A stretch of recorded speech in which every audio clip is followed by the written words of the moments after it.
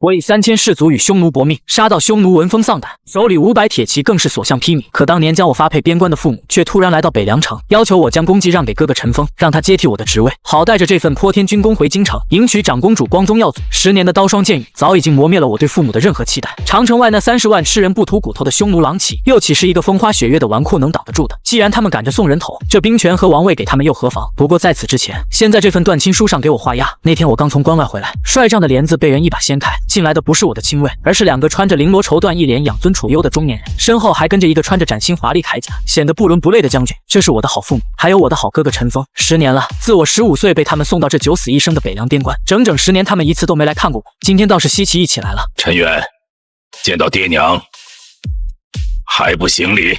我那所谓的父亲陈正德板着一张脸，官威十足。我没动，只是把手里那把还在滴血的北风战刀往地上一插，发出当的一声闷响。我娘柳如是赶紧上来打圆场，眼睛却在我这身破旧的战甲上嫌弃的扫了一拳，然后又满是疼爱的看向他的大儿子陈丰。月儿，这10年辛苦你了。他开口了，语气里听不出半点心疼，全是理所当然。你哥要回京营娶长公主了，可他身上还缺一份拿得出手的军功。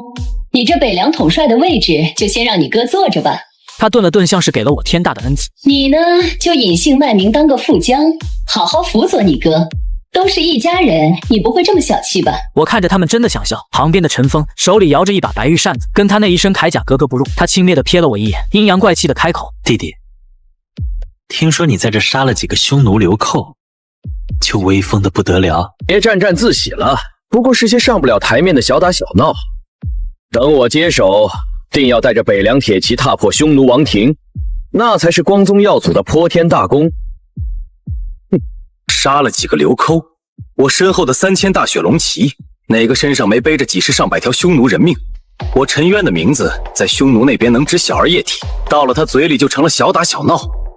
我心里那股压了10年的火，疼的一下就烧了起来，攥着刀柄的手青筋都爆了出来，指关节捏得发白。杀意是真的杀意，在这北凉，我想杀个人比碾死一只蚂蚁还简单。但看着他们那一张张丑陋又无知的嘴脸，我忽然就笑了，笑得很大声，笑得整个帅帐都在回响。他们都被我笑懵了。陈正德气得脸都紫了：你笑什么？孽子疯了吗？我止住笑，盯着他们一字一顿地说：行啊，想要兵权可以。他们3个脸上立刻露出了狂喜的表情。我娘甚至已经开始盘算着怎么回京城跟那些贵妇人炫耀了。不过我话锋一转，从怀里掏出一张早就准备好的纸拍在桌子上，在这上面签字画押。那是一张断亲书，白纸黑字写得清清楚楚。自今日起，我陈渊与陈家再无瓜葛，从此男婚女嫁，生死富贵各不相干。此后陈家荣辱与我无关，我之生死也与陈家无涉。陈正德的脸瞬间涨成了猪肝色，指着我的鼻子大骂：你这个大逆不道的东西，你要跟我们断绝关系！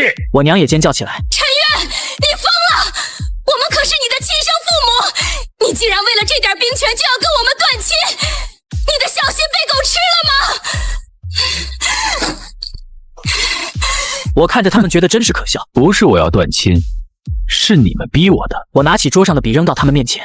10年前，你们为了给陈凤铺路，把我一个15岁的孩子扔到这吃人的地方，有没有想过，我是你们的亲儿子？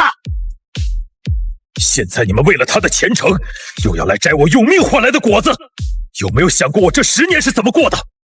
我身上的伤疤有137道，我埋在北凉的兄弟有8600个。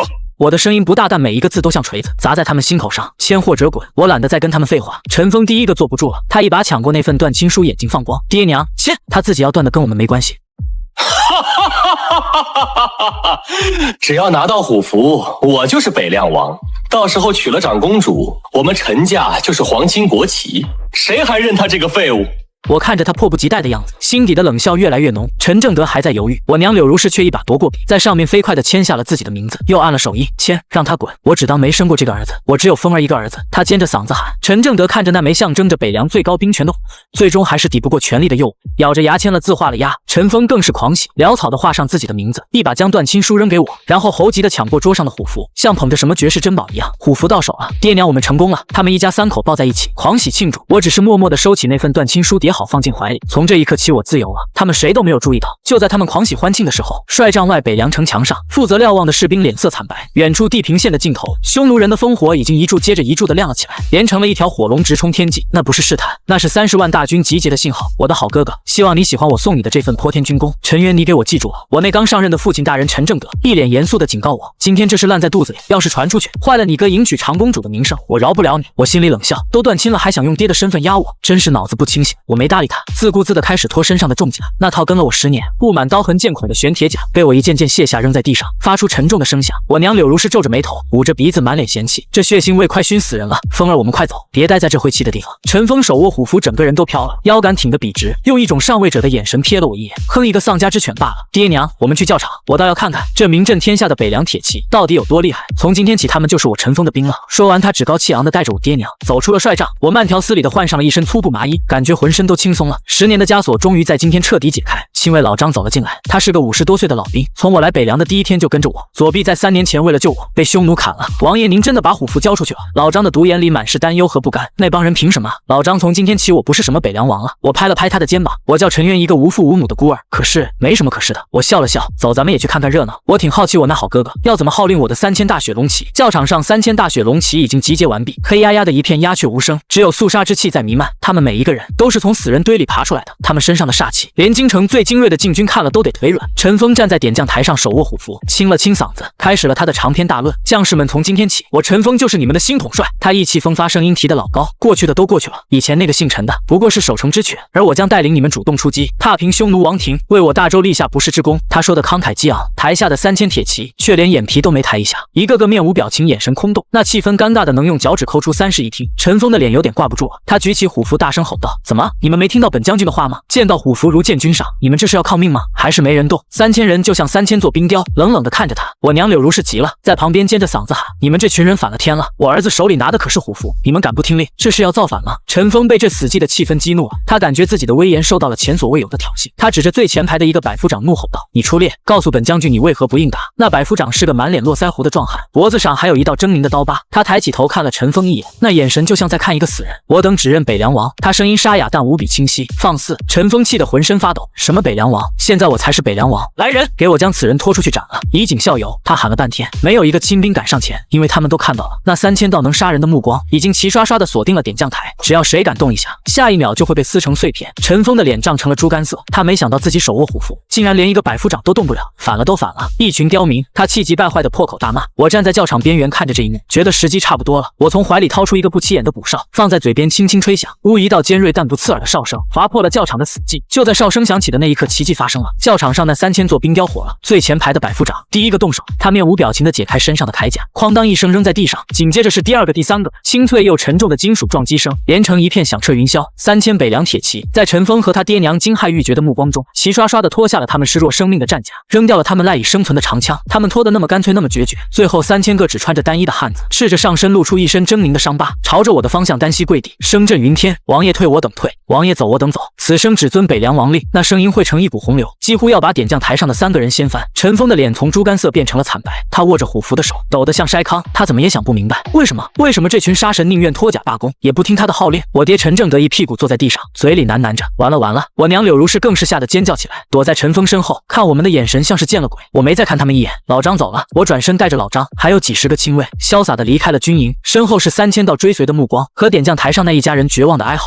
这北凉的天要变了。我们没有走远，就在离北凉城10几里外的一座小山坡上安顿了下来。这里视野开阔，正好能将整个北凉城和关外的动静尽收眼底。老张他们手脚麻利，很快就搭好了几个简易的帐篷，还生了一堆篝火，架上了一只刚打来的肥羊，羊肉被烤得滋滋冒油，香气四溢。我撕下一条烤得焦黄的羊腿递给老张，自己也拿了一条，大口的吃了起来，痛快！我喝了一大口烈酒，感觉胸口那股郁结了10年的闷气终于彻底散了。老张啃着羊腿，看着山下灯火通明的北凉城，还是有些担心。主子，您就这么把兵权让出去了？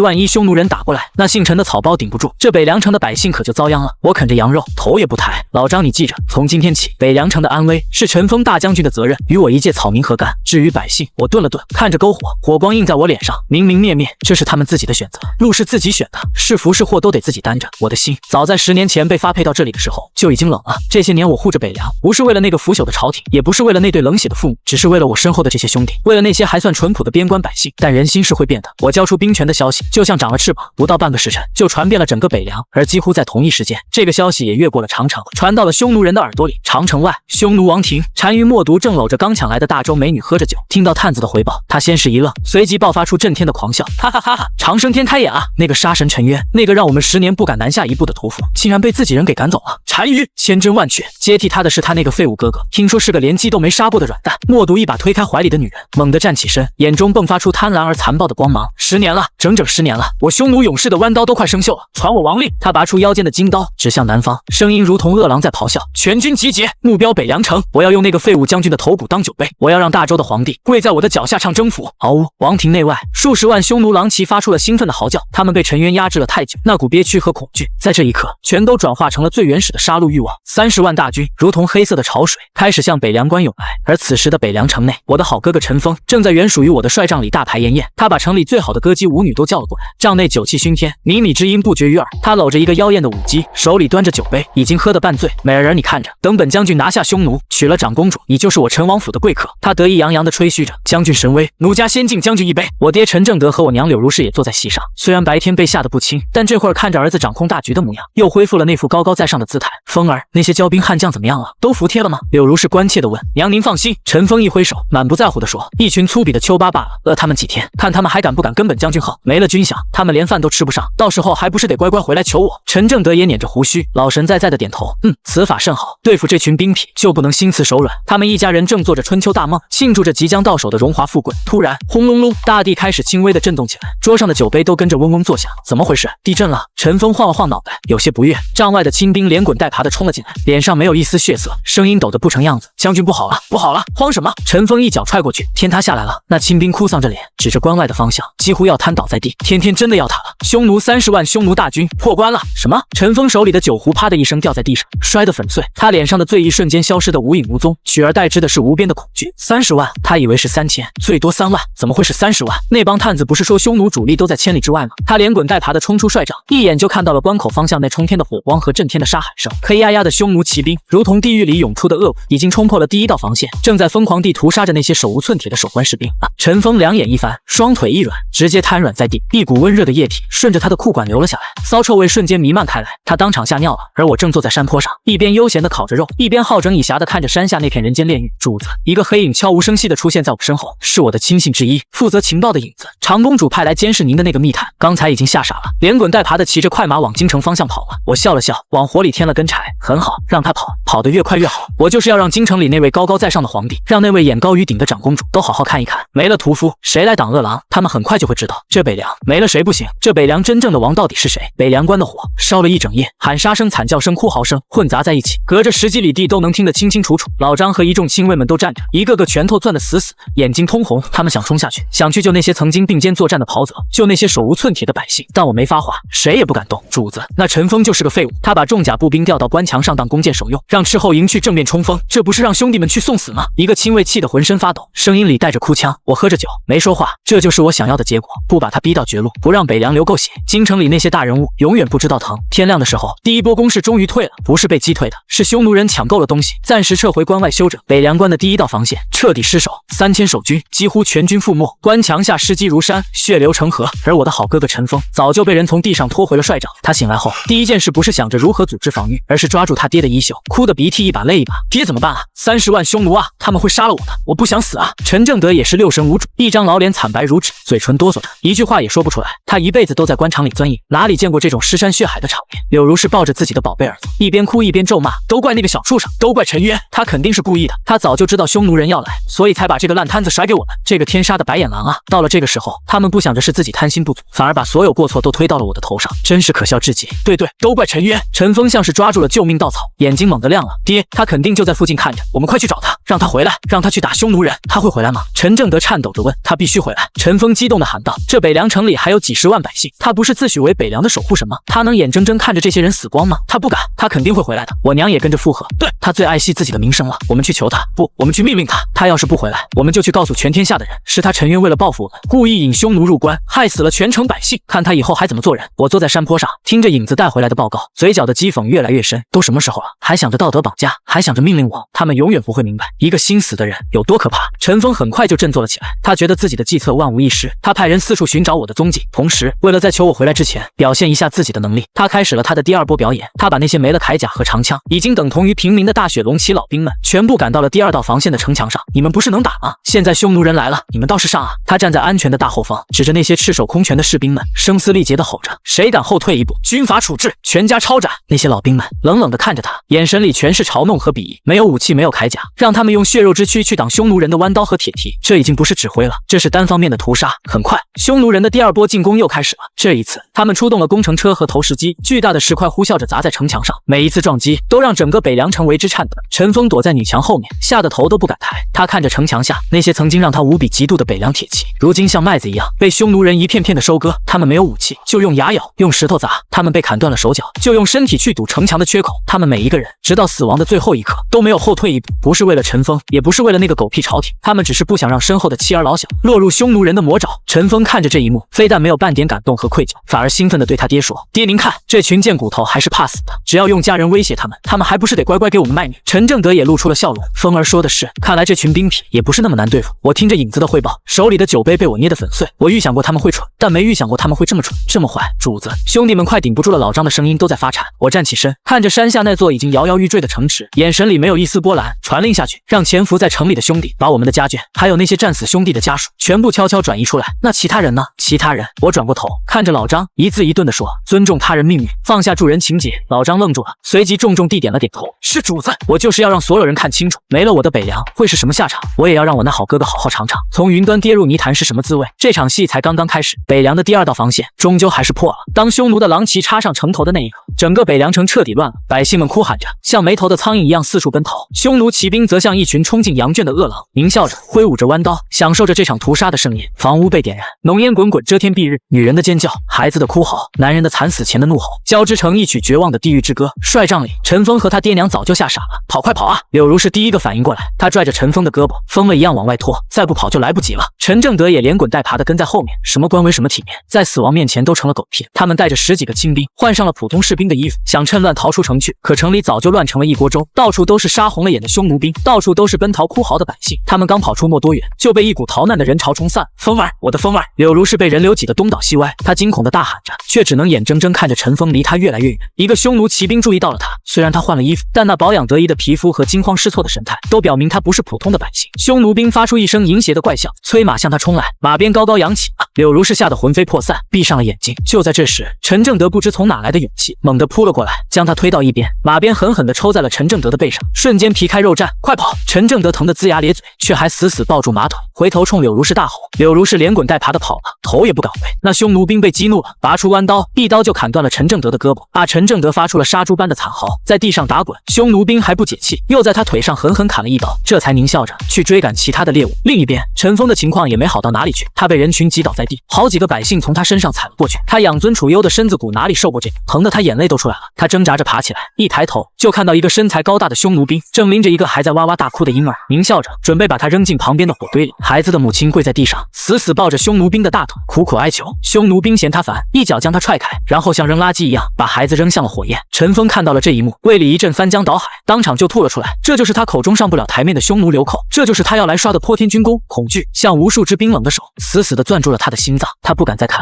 手脚并用的在地上爬，只想离这人间地狱越远越好。他爬过尸体，爬过血泊，身上沾满了污秽。就在他以为自己快要爬出一条生路时，一只沾满血污的军靴狠狠地踩在了他的背上。哟，这里还有个细皮嫩肉的。一个沙哑的声音在他头顶响起。陈峰僵住了，他能闻到对方身上那股浓重的血腥味和羊膻味。他完了。我坐在山坡上，听着影子一句句地汇报着城里的惨状。主子，陈正德被砍断了一条胳膊一条腿，现在被柳如是拖着，躲在一个米缸里，暂时还活着。陈峰被匈奴人抓住了，看他那身皮肉，估计是想把他当两脚羊养着，饿的时候再吃。我面无表情地听着，手里把玩着一块温润的玉佩，那是10年前我离开京城时唯一带在身上的东西。我们的人都撤出来了吗？我问。都撤出来了，主子按照您的吩咐，3000大雪龙骑的家眷血，还有那些战死兄弟的遗孤，一个不少，全都安置在后山的山谷里了。很好，我点了点头。老张在一旁欲言又止，想说什么就说。主子，老张终于忍不住了。城里还有几十万百姓啊，他们是无辜的，我们就这么看着吗？我转过头看着他，也看着他身后那些同样眼神复杂的亲卫。老张，我问你，当初我被逼着交出虎符的时候，那些百姓有谁站出来为我说一句话吗？老张沉默了。当我那3000兄弟被逼着脱下铠甲，成了待宰羔羊的时候，那些百姓有谁为他们求一句情吗？老张的头埋得更低了。没有，他们只会躲在家里，隔着窗户看热闹。他们觉得谁当这个北凉王都一样，他们觉得天塌下来有我们这些当兵的顶着。我的声音很冷，像北凉的风。现在天塌了，我只是不想顶而已。我救不了所有人，我也不想救，我只想救那些值得我救的人。我站起身走向帐篷，传令下去，全军休整，等京城的消息。这场火要烧得再旺一点，要烧到京城，烧到金銮殿上，烧到那位皇帝陛下的龙椅上才算够。消息比我想象中传得更快。陈峰被俘的第3天，一个让他也让整个陈家，甚至整个大周都颜面扫尽的消息传遍了匈奴军营，也通过我的情报网送到了我的案头。那天匈奴单于默读在北凉城最大的广场上大宴群臣，所谓的群臣就是他手下那群杀人不眨眼的部落首领。宴会的助兴节目很特别，不是歌舞，而是遛狗。那条狗就是我的好哥哥陈峰，他被扒光了衣服，脖子上套着一条铁链，像狗一样在地上爬。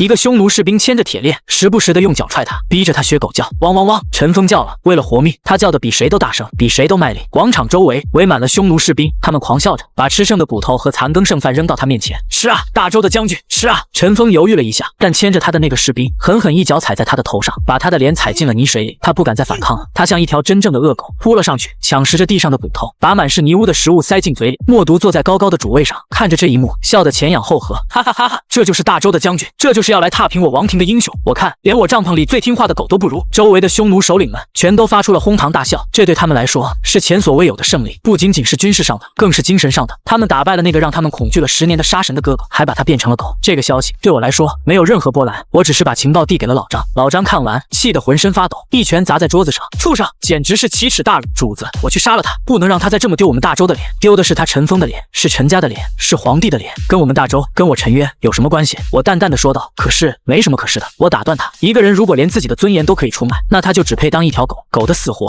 我没兴趣。老张沉默了，他知道我的脾气，我决定的事谁也改变不了。与此同时，躲在米缸里的陈正德和柳如是也听说了这个消息，是2个负责打扫战场的匈奴兵一边说笑一边路过时被他们听到的。听说了吗？那个大周的将军现在成了单于的狗了，天天在地上爬呢，哈哈哈！我也看到了，那怂样真是笑死人了，还不如我们部落里的一头羊有骨气。米缸里，柳如是听到这话，两眼一黑，直接晕了过去。陈正德没晕，他浑身都在发抖，不是因为疼，也不是因为怕，而是因为一种深入骨髓的绝望和悔恨。完了，一切都完了，陈家彻底完了。他引以为傲、寄予了全部希望的大儿子，成了匈奴人的狗，这个污点将永远刻在陈家的耻辱柱上。就算他陈家还能延续下去，也永远抬不起头来。他现在才明白，他亲手毁掉的是什么。他为了一个废物，逼走了一个真正的英雄。他为了所谓的荣华富贵，把整个家族都推向了万劫不复的深渊。他发出一声野兽般的嘶吼，悔恨的泪水混着血水和污泥流了满脸。他用那只仅剩的好手狠狠地扇着自己的耳光。我错了，我错了，鱼儿爹错了，你回来啊，回来救救我妈！他哭喊着哀嚎着，但声音被压在米缸里，显得那么微弱，那么可笑。山坡上，我听着影子的汇报，只是平静地擦拭着我的北风战刀，刀身在火光的映照下泛着森冷的光。主子，陈正德和柳如是已经快疯了，他们现在唯一的念头就是找到您，求您出山，让他们求。我收到入鞘，京城那边有消息了吗？快了，影子回答道。那个长公主的密探骑死了3匹马，估计今天晚上就能到京城了。我点了点头，站起身，遥望着京城的方向。好戏马上就要在朝堂上开演了。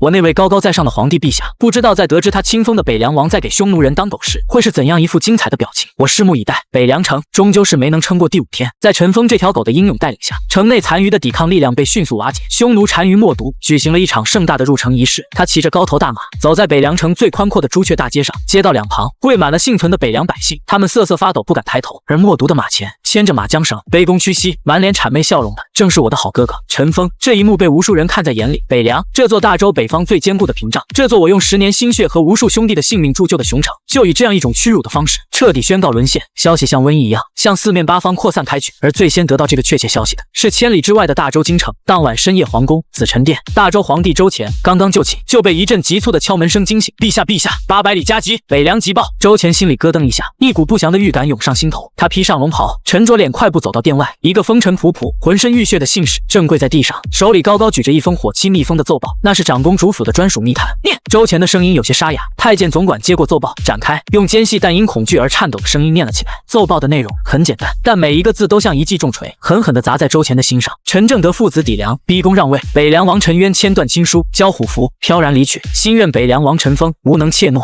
，3000大雪龙旗当场卸甲，拒不受命。陈渊离营当晚，匈奴30万大军压境破关，陈封临阵脱逃，下至尿失境，全军溃败，北凉沦陷。陈封被俘，为活命甘为犬狗，牵马坠灯。太监总管每念一句，周前的脸色就白一分。当念到最后一句甘为犬狗，牵马坠灯时，周前再也忍不住了，噗，他一口鲜血猛地喷了出来，染红了身前的龙袍。陛下！周围的太监宫女们吓得魂飞魄散，跪倒一片。混账！混账东西！周前指着北方，气得浑身发抖，面目狰狞。陈正德、陈封，朕要诛你们9族！他怎么也想不到，他亲手提拔的陈正德，他寄予厚望的未来驸马陈封，竟然给他捅了这么大一个天篓子。北凉沦陷，那意味着什么？意味着大周的北大门已经向匈奴人敞开，30万匈奴铁骑随时可以长驱直入，兵临城下。来人来人！周前疯狂地咆哮着，传朕旨意，立刻将陈正德全家凡在京城者全部给朕打入天牢，听候发落。立刻马上派人去北凉，不，派大军去北凉，给朕把北凉夺回来。他像一头困兽，在殿内来回踱步，语无伦次。陈渊，陈渊呢？他突然停下脚步，抓着太监总管的领子，眼睛血红。那个陈渊呢？他在哪？快给朕找回来！让他回来，让他去给朕挡住匈奴人。太监总管吓得快哭了。陛下奏报上说，陈渊将军他已经签了断亲书，下落不明啊！废物！周前一脚将他踹开，找不到也要找，掘地3尺也要给朕把他找出来。告诉他，只要他肯出山，朕什么都答应他。封王封侯，把长公主嫁给他都行，只要他能把匈奴人给朕挡回去。整个皇宫因为这封来自北凉的急报，彻底乱成一团。天，真的要他了！同样得到消息的还有长公主周慕雪，她坐在自己华丽的宫殿里，手里捏着那封密报的抄本，指节因为用力而发白，她的脸比纸还要白。她一直以为自己未来的夫君陈封是一个文武双全、即将立下不世之功的大英雄，他看不起那个传闻中粗鲁野蛮、满身血腥味的北凉屠夫陈渊。可现在，现实给了他一记响亮的耳光，他心目中的英雄是个连鸡都不敢杀、临阵脱逃，甚至给敌人当狗的废物，而他看不起的那个屠夫，才是真正以一人之力镇压了匈奴10年，撑起大周半边天的擎天之柱。他要嫁的本来应该是那样一个顶天立地的男人，是他，是皇室，是陈家，亲手把这个男人推开了，悔恨像毒蛇一样啃噬着他的心。被骂！他猛地站起身，声音因为激动而颤抖。我要去北凉，我要亲自去把他找回来。他知道现在唯一能拯救大周、拯救他、拯救皇室的，只有那个男人了，那个被他们所有人都抛弃了的男人。天还没亮，京城的天就变了，无数的禁军和提骑如同凶神恶煞一般冲进了陈正德位于京城的府邸。陈府上下，无论主子还是下人，全都在睡梦中被惊醒，然后被粗暴地拖到了院子里。领头的禁军统领当众宣读了皇帝的圣旨：户部尚书陈正德教子无方欺君罔上，其子陈封临阵怯战卖国求荣，罪不容诛。即刻起将陈氏一族尽数打入天牢，听候发落。钦此！圣旨一出，陈府上下哭嚎震天。陈家的那些旁系亲属做梦也想不到，昨天还在为陈封即将成为驸马而弹冠相庆，今天就要沦为阶下囚。冤枉啊大人，我们冤枉啊！这都是陈正德和陈封父子干的，跟我们没关系啊！但禁军们可不管这些，他们得到的命令是，只要是姓陈的，有一个算一个，全都带走。一时间，京城最显赫的陈尚书府就成了人人避之不及的瘟疫之地，而这一切都被我安插在京城的眼线，一字不落地传回了北凉。我听着汇报，心里没有半点波澜，这是他们应得的，种什么因得什么果。主子除了抓人，皇帝还下了2道旨意。影子继续汇报道，他命兵部集结30万大军，由老将李牧挂帅，准备收复北凉。我笑了，30万大军，京城附近的兵马早就被酒色掏空了身子，别说30万，就是50万，也不过是去给匈奴人送人头的。至于老将李牧，确实是员能臣，可惜他老了，而且他手下没有大雪龙旗。第2道旨意呢？我问。第2道旨意是发给天下各州的一道寻人启事，或者说是一道罪己诏。影子将一份抄录的文书递给我，我展开一看，上面的内容写的倒是情真意切。皇帝先是痛骂了陈正德父子的无耻行径，然后话锋一转，开始大肆褒奖我陈渊这10年来的功绩，称我为国之柱石，军中楷模。最后他用一种近乎哀求的语气写道：朕一时不察，误信奸佞，致使忠良蒙冤，北境危急，此皆朕之过也。今朕罪己，诚盼陈渊将军能不计前嫌，以苍生为念，再度出山，救万民于水火。若将军肯归，朕愿与将军共治天下，裂土封王，绝不食言。共治天下，裂土封王，好大的手笔！要是放在10年前，我或许会激动得热泪盈眶，士为知己者死。但现在我看着这些文字，只觉得无比的讽刺。早干嘛去了？把我当成夜壶，需要的时候就拿出来用，不需要的时候就一脚踢到床底下。现在尿急了，又想把我捧回来，天底下哪有这么便宜的事？主子、长公主主也动身了，带着大批的赏赐和仪仗，正快马加鞭的往北凉赶来。看样子是想亲自来请您，让他来。我把那份罪己诏扔进火堆里，看着它化为灰烬。我倒想看看这位高高在上的长公主能开出什么更有趣的条件。老张在一旁看的是心潮澎湃，主子，皇帝都服软了，还答应封王，咱们。老张我看着他，淡淡的说道：“一个泥菩萨自身都难保了，他封的王你敢要吗？”老张一愣，随即恍然大悟：“是啊，匈奴30万大军已经兵临城下，大周朝廷此刻已经是风雨飘摇，随时可能覆灭。皇帝现在开出的不过是一张空头支票，他这是想让我去卖命，去给他擦屁股。那主子您的意思是，等我吐出一个字，等他们把所有的底牌都打光，等他们真正绝望的时候，我们再出手。可要是等得太久，匈奴人打到了京城，那又如何？”我反问：“京城破了，信州的天下就亡了，这天下又不一定非要信州。”老张倒吸一口凉气，他终于明白了我的真正意图。我的主子，他想要的从来就不是什么裂土封王，他想要的是这整个天下。京城派来的30万大军还在路上磨磨蹭蹭，长公主周慕雪的仪仗也因为道路被难民堵塞，走得异常艰难。但有2个人却比他们先一步找到了我，是陈正德和柳如是。我不知道他们是怎么从那座人间地狱般的北凉城里逃出来，也不知道他们是怎么在这荒山野岭里准确的找到了我的位置。或许是某些好心人给他们指了路。那天下着倾盆大雨，豆大的雨点砸在帐篷上，发出噼里啪啦的声响。我和老张他们正在帐篷里喝酒吃肉，外面突然传来轻微的通报：“主子，外面来了2个人，自称是您的父母，跪在雨地里非要见您。”帐篷里的气瞬间就冷了下来，所有人的目光都集中在了我的身上。我端着酒碗，手很稳，连一滴酒都没有洒出来，让他们跪着。我淡淡的说了3个字，然后继续喝酒。帐篷外暴雨如注，陈正德和柳如是就那么直挺挺的跪在泥水里。陈正德断了一手一脚，只能用仅剩的膝盖和手支撑着身体，狼狈不堪。他的头发散乱，满脸污泥，哪里还有半分昔日户部尚书的威严？柳如是更是凄惨，他身上的绫罗绸缎早就被划破，变得褴褛不堪，像个疯婆子。他一边哭一边用头去撞地上的泥水。“渊儿，娘知道错了，娘真的知道错了，你出来见见我们吧，求求你了。风儿他快被匈奴人折磨死了，你就救他，他可是你的亲哥哥啊，还有我们陈家满门都被下了天牢啊。渊儿，你不能见死不救啊！”他们的哭喊声、哀求声混杂在风雨声中，断断续续的传进帐篷。老张他们都停下了筷子，一个个神色复杂，毕竟那是主子的亲生父母。跪了足足1个时辰，雨越下越大，天气也越来越冷。我估摸着再跪下去，他们那把老骨头可能就真的要交代在这里。我放下酒碗，站起身走到了帐篷门口。我没有出去，只是掀开了帘子的一角，冷冷的看着外面那2个在泥水里挣扎的身影。他们看到我，像是看到了救星，挣扎着就想爬过来。“渊儿，你终于肯见我们了。”陈正德老泪纵横，柳如是更是哭得撕心裂肺。“我当然，你快救救我们吧，我们快要死了。”我看着他们，脸上没有任何表情。“兵权不是给你们了吗？”我的声音不大，但清晰地传到了他们耳朵里。他们愣住了。“北凉城不是交给你们的宝贝儿子了吗？他不是要去踏平匈奴王庭，迎娶长公主光宗耀祖吗？”我每说一句，他们的脸色就白一分。现在北凉沦陷了，哥哥被俘了，全家下狱了，你们又跑来找我这个不孝子。白眼狼，我笑了，笑得无比冰冷。“亡国关我屁事，你们的死活又与我何干？”说完，我啪的一声放下了帘子，隔绝了外面的一切。轰隆，一道闪电划破天际，照亮了陈正德和柳如是那2张瞬间失去所有血色、充满绝望和呆滞的脸。他们怎么也没想到，换来的会是这样一句话。不会的柳如是喃喃自语，像是疯了一样：“我是他娘啊，我生了他，他怎么能这么对我？”陈正德一口气没上来，两眼一翻，直接气晕了过去。帐篷里一片死寂。老张看着我，嘴唇动了动，最终还是什么都没说。他知道，从我说出那句话开始，我与陈家之间最后那一丝血脉联系也彻底断了，再无可能。陈正德和柳如是最终还是被我的人拖走了，我没杀他们，也没管他们，只是让人把他们扔到了官道上，是死是活，看他们自己的造化。3天后，长公主周慕雪的仪仗终于到了。这位金枝玉叶的公主显然是第一次走这么难走的路，她华丽的马车上沾满了泥，随行的侍卫和宫女们一个个也都灰头土脸，疲惫不堪。她没有直接闯上山，而是派人送来了一封措辞谦卑的拜帖。我让她在山下等着，一等就是1整天，从清晨到日暮。我算着时间，估摸着这位公主的耐心差不多已经到了极限，才让老张去把她请上来。周慕雪是一个人上山的，她拒绝了所有侍卫的陪同。当她出现在我帐篷前时，我正坐在火堆旁，擦拭着我的战刀。她穿着一身素白的衣裙，脸上未施粉黛，头发也只是简单的竖起。不得不说她很美，是一种久居深宫、不食人间烟火的美。但此刻这份美丽却因为屈辱和焦虑显得有些苍白。她看着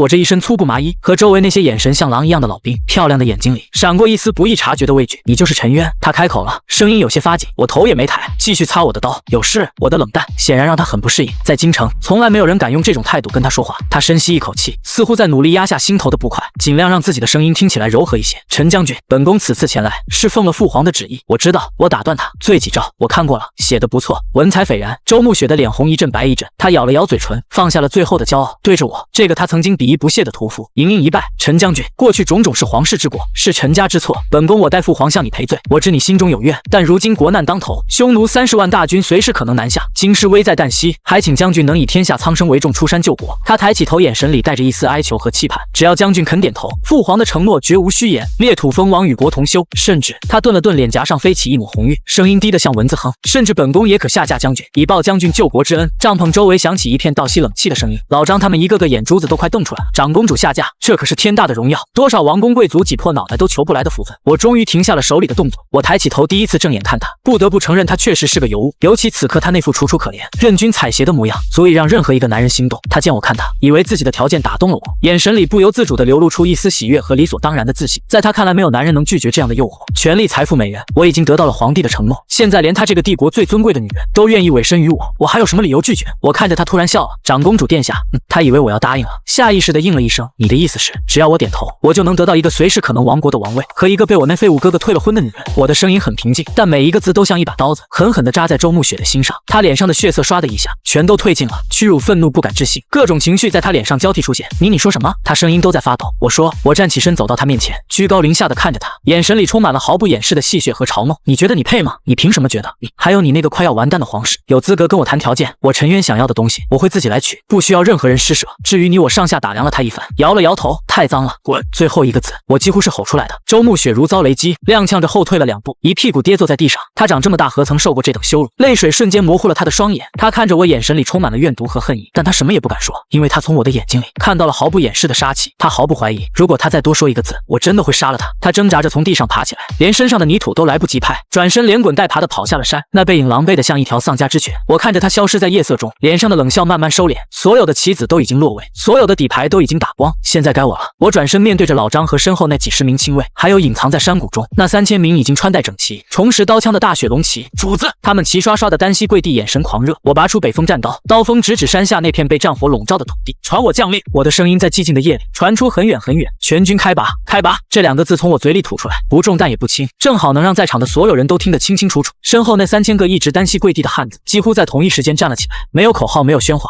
只有甲胄摩擦发出的哗啦声，整齐的像一个人。他们沉默地拿起身边早已擦拭的锃亮的长枪，翻身上马，动作干脆利落，没有一丝一毫的多余。这就是我的大雪龙骑，一群在死人堆里爬了10年，只认我陈渊不认皇帝的兵。老张牵过我的战马踏雪，一匹通体漆黑，唯有4体雪白的北凉一主。主子，咱们去哪？老张的声音里带着一股压抑不住的兴奋，他的独眼里全是燃烧的火焰。这10几天，他看着北凉城里发生的一切，心里早就憋了一团火。现在这团火终于可以烧出去。我翻身上马，接过他递来的北风战刀，入手冰凉。我没有直接回答他，而是催马走到3000铁骑的最前方，转过身看着他们，看着这一张张熟悉又陌生的脸。有的从我15岁来北凉就跟着我，如今已经胡子拉碴；有的是这几年才补充进来的新兵，脸上还带着一丝稚气，但眼神里的那股狠劲却和老兵一模一样。他们都在看着我，等着我说话。我清了清嗓子，声音传遍了整个山谷：兄弟们，我知道这些天你们心里都憋着火，咱们守了10年的北凉城，被人像垃圾一样占了；咱们的袍泽兄弟被人当成畜生一样宰了；咱们护了10年的百姓被人当成猪狗一样圈养起来。你们想不想报仇？想！3000人异口同声，声震四野，一股肉眼可见的煞气从他们身上腾起，连天上的云都仿佛被冲散了。好，我点了点头。但是我要告诉你们，我们这次回去不是为了那个姓周的皇帝，更不是为了那个狗屁朝廷。10年前他们把我们扔在这里自生自灭，10年后他们为了一个废物抢走我们用命换来的军功，在他们眼里我们是什么？我们是狗，是他们看家护院用完就可以扔掉的狗。我陈渊不想再当狗了，你们呢？不当了，对谁爱当谁当去。王爷说的对，那帮京城的老爷们没一个好东西。底下的士兵们情绪彻底被点燃了，一个个破口大骂起来。这些话他们憋了太久了。我抬起手往下压了压，山谷里瞬间又安静了下来。我们回去只为3件事：第一，报仇，用匈奴人的血祭奠我们死去的8600个兄弟的在天之灵；第二，救人，把我们的家人，把那些还认我们是守护神的百姓从匈奴人的屠刀下救出来；第三，我顿了顿，目光扫过每一个人，一字一顿地说道：拿回属于我们自己的东西。这座北凉城是我们一刀一枪打下来的，这片土地是我们用血浇灌的。他姓陈，我陈渊的陈，不姓周。我的话音刚落，整个山谷先是死一般的寂静，随即爆发出比刚才激烈10倍的欢呼。王爷说的对，北凉是咱们的，谁来都不好使，我这条命就是王爷的，王爷只拿我打哪。我心里清楚，从这一刻起，这支军队才真正成了我的私军，一支只为我而战，可以颠覆天下的力量。我不再多说废话，调转马头，长刀向前一指，目标黑风口。我要给默读单于送上我们回归的第一份大礼。出发！3000铁骑如同一道黑色的洪流，无声无息地涌出山谷，消失在茫茫的夜色之中。我没有选择直接去北凉城，那是蠢货才会干的事。30万匈奴大军，就算是一群猪让你去杀，也得杀到手软。更何况他们是饿了10年的狼，硬碰硬是下策。我要做的是先敲掉他的牙，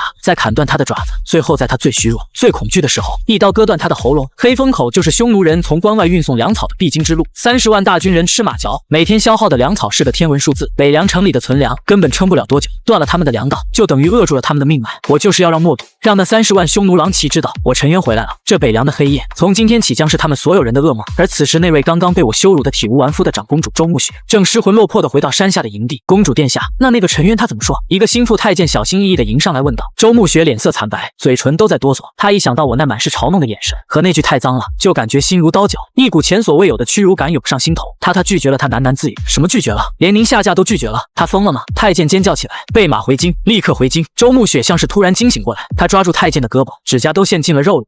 不能回京！父皇要是知道我失败了，会杀了我的。他慌了，彻底乱了阵脚。他以为自己亲自出马，带着皇帝的承诺和自己的身体，一定能让那个泥腿子感恩戴德，跪地领旨。他怎么也想不到，对方根本不吃这一套。就在他六神无主的时候，一名负责警戒的侍卫连滚带爬的跑了过来。殿下不好了，山上的叛军都动了。什么？周慕雪猛地抬头看向那座小山坡，只见原本还有火光闪烁的山坡，此刻已经是一片漆黑，死一般的寂静。他们去哪了？他急切地问。不知道。侍卫颤抖着说。黑压压的一片，就跟鬼影子一样。往北边去了，那气势太吓人了。往北边去了。周慕雪的脑子里轰的一声，北边是北凉关的方向，是匈奴人的方向。他真的出山了？他不是拒绝了吗？为什么还要去打匈奴人？一个念头如同闪电般划过他的脑海，让他浑身冰冷。他不是为了朝廷，也不是为了他，他是为了他自己。他要去抢功劳，不对，他要去拿回属于他的一切。周慕雪瘫坐在泥地里，绝望地看着北方那片深邃的黑暗。他知道事情已经彻底失控了。那个男人像一头挣脱了所有锁链的猛虎下山了，而他要吃的恐怕不仅仅是匈奴人。北凉城帅府，这里曾经是我的住所，现在成了匈奴单于默读的行宫。大厅里歌舞升平，酒气冲天。默读哈哈大笑，将一杯杯马奶酒灌进嘴里，痛快，真是痛快。他红光满面，声音洪亮。这大周的城池就是比我们草原上的帐篷舒服。下手处一个独眼龙部落首领举起酒杯奉承道：这都多亏了单于神威，那个什么狗屁杀神陈渊一走，这北凉铁骑还不是跟绵羊一样任我们宰割？哈哈哈，说得好。默读一饮而尽，得意地说道：什么北凉王不过是个屠夫罢了，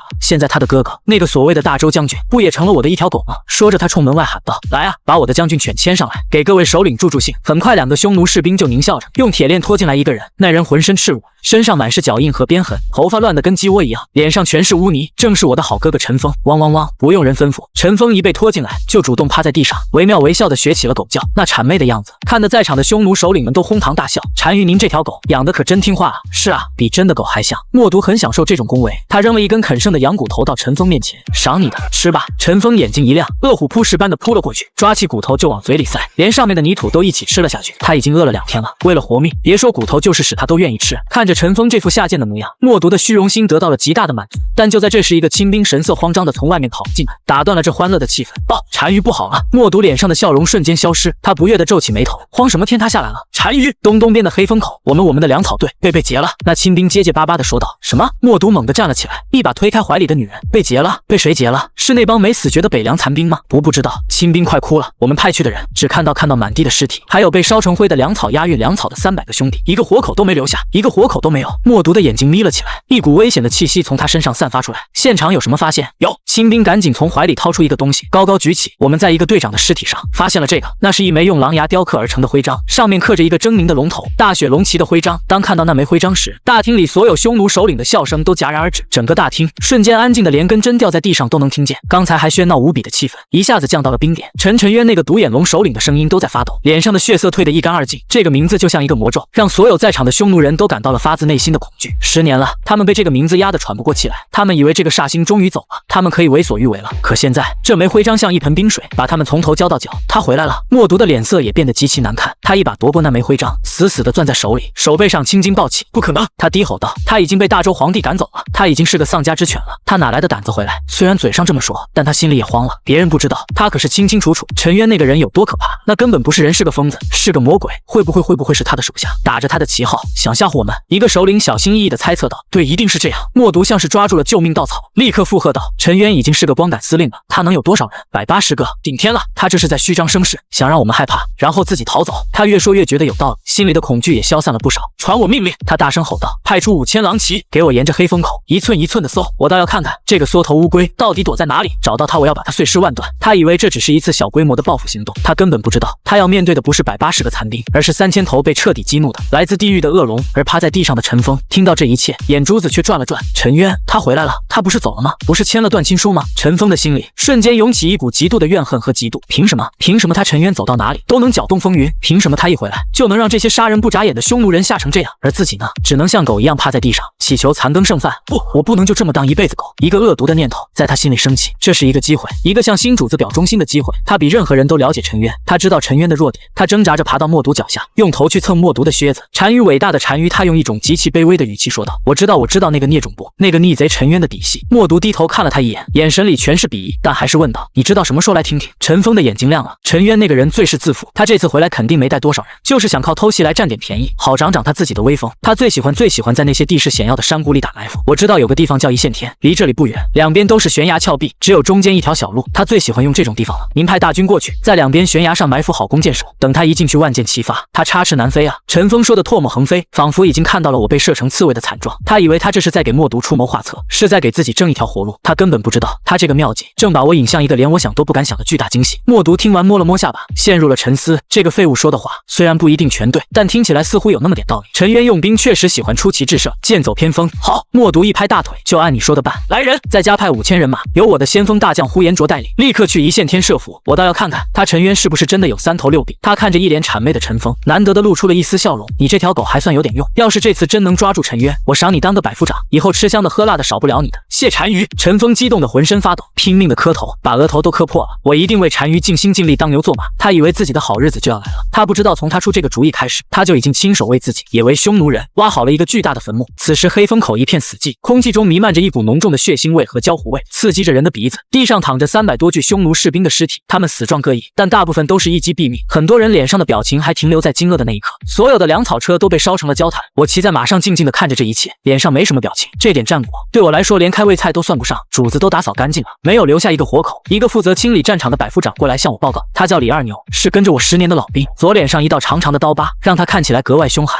我点了点头。兄弟们有伤亡吗？有3个兄弟受了点轻伤，都是皮外伤不碍事，匈奴人根本没反应过来，就被我们冲散了。李二牛的语气里带着一丝不屑，这也在我的意料之中。这些年匈奴人被我打怕了，他们的探子根本不敢靠近北凉关30里之内。现在我一走，他们以为天下太平了，警惕性自然降到了最低。300人的粮草队，连个像样的哨兵都没派，这不是给我送菜是什么？主子，我们接下来怎么办？还在这里等吗？老张催马上前低声问道。我摇了摇头，看向北凉城的方向。默读不是傻子，他吃了这么大一个亏，肯定会派大部队出来搜查。我们不能待在同一个地方。我的目的不是跟他们打阵地战，我的目的是让他们疲于奔命，让他们不得安宁，让他们在恐惧和饥饿中慢慢崩溃。我要像一头潜伏在暗处的狼，不断的撕咬他们，让他们流血，却又抓不到我的影子。传令下去，我沉声说道。全军分成10队，每队300人，以黑风口为中心，向4周散开。记住，不要跟匈奴大部队硬拼，专门找他们的斥候小队补给队下手，打了就跑，绝不恋战。每天晚上不管有没有得手，都必须在指定地点更换位置，把我们之前在山里挖的那些藏兵洞和密道都用起来。我要让这方圆100里的山区变成匈奴人的禁地，让他们每走一步都感觉脚下踩着地雷。是，老张和几个千夫长齐声应道，眼神里全是兴奋的光。他们最喜欢干这种事了。当年我就是用这种战术，带着3000大雪龙骑，把30万匈奴大军拖在关外，拖了整整3个月，最后硬生生把他们拖垮的。现在只不过是历史重演罢了。另外我补充道，告诉兄弟们，下手干净点，尽量别留活口，但是每杀一队人，就在最显眼的地方给他们留一个我们大雪龙骑的龙头徽章。我要让默读清清楚楚的知道是谁在杀他的人，我要让他每天睁开眼想到的第一个名字就是我陈渊。是主子。命令很快传达下去，3000铁骑化整为零，像一滴滴墨水融入了黑夜，消失在连绵的群山之中。而我则带着老张和剩下的几10个亲卫，朝着另一个方向奔去，一个我那好哥哥死也想不到我会去的地方。第二天天刚蒙蒙亮，一队约有50人的匈奴斥候小队正小心翼翼地行走在一条狭窄的山道上。他们是默读派出来搜寻我的大军之一，为首的百夫长一脸警惕地打量着4周。昨晚黑风口的事情已经传遍了全军，所有人都知道那个杀神回来了，都给老子打起精神来。他压低声音对自己手下喝道，那家伙最喜欢在这种地方搞鬼，眼睛都放亮点。话音刚落，他突然感觉脖子一凉，他下意识地伸手去摸到了一片温热的粘稠。他低下头，看到一只黑色的箭矢从他的胸口穿了出来，箭头上还带着一丝血珠。他想说什么，但嘴里只能发出呵呵的声响，然后一头从马上栽了下去。敌袭！直到这时，他身后的匈奴士兵才反应过来，纷纷拔出弯刀，但已经晚了。嗖嗖嗖！山道两旁的密林中，无数的箭矢如同暴雨一般倾泻而下，惨叫声此起彼伏。这些匈奴斥候连敌人的影子都没看到，就在一瞬间被射成了刺猬。整个过程不超过10个呼吸。战斗结束后，几10个穿着黑色劲装、脸上涂着油彩的大雪龙骑士兵从林子里走了出来。他们熟练地检查尸体补刀，然后将一枚龙头徽章插在了那个百夫长的胸口。做完这一切，他们又像鬼魅一样迅速退回了林中，消失不见。同样的一幕，在这一天的不同时间、不同地点上演了了10几次，匈奴人派出来的斥候小队就像石沉大海一样，一批又一批的消失在北凉关外的群山之中。当这些消息伴随着一枚枚血淋淋的龙头徽章被送到默读的案头时，这位匈奴单于的脸已经黑得能滴出水来。废物，全都是废物！他一脚踹翻了身前的桌子，上面的烤全羊和美酒散了一地。派出去几千人，连对方的影子都摸不到，反而被人家当成兔子一样，一个个给点了天灯。谁能告诉我这到底是怎么回事？陈渊他到底有多少人？他是不是会飞天遁地？大帐里的匈奴首领们一个个噤若寒蝉，连大气都不敢喘，恐惧像瘟疫一样在他们心中蔓延。未知的敌人才是最可怕的，他们感觉自己就像是掉进了一张无形的大网里，而那个叫陈渊的猎人正躲在暗处，冷冷地看着他们，随时准备收网。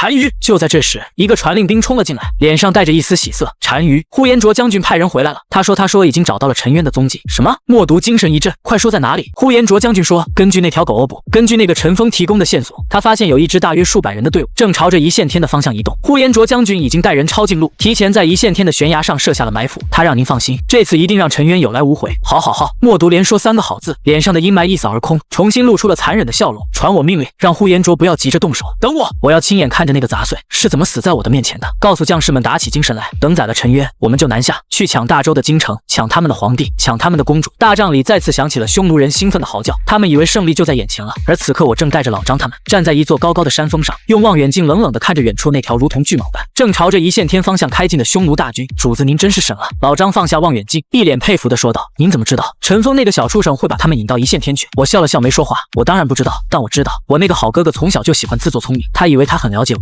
以为他能猜到我的心思，而我只不过是利用了他的这份聪明而已。我派出去的那支数百人的队伍只不过是些老弱病残的马匹，上面绑了些草人，有几个老兵远远地驱赶着，目的就是为了把他这条鱼引到一线天那个我为他精心准备的屠宰场里去。主子，呼延灼带了将近1万人过去，默读现在又亲自带人去了，加起来快2万了。咱们真的要打吗？老张还是有些担心，我们满打满算也才3000人，2万对3000，兵力差距太悬殊了。打？谁说我要跟他们打了？我收起望远镜，嘴角勾起一抹冰冷的弧度，传令下去，让兄弟们准备好，等默读的大军全部进入一线天之后，把我们准备好的那份大礼送给他们。我要让一线天从今天起改名叫万人坑。就在默读带着大军兴冲冲地赶往一线天，准备看一场瓮中捉鳖的好戏时，长公主周慕雪的日子却过得一天比一天煎熬。她没敢回京，她不敢想象自己如果空手而归，会面对父皇怎样雷霆般的怒目。她更不敢想象，在北凉沦陷、京师震动的情况下，她这个任务失败的公主会沦为整个朝廷的笑柄。所以她只能带着她那队人马，在北凉关外几10里的地方找了个破败的驿站，暂时安顿下来，进退两难。这几天她派出了所有的探子，四处打探我的消息。当她听到我火烧黑风口，断了匈奴粮道，并且在短短1天之内像砍瓜切菜一样干掉了匈奴10几支斥候小队的时候，她整个人都懵了，震惊疑惑，还有一丝她自己都不愿意承认的狂喜。她真的动手了。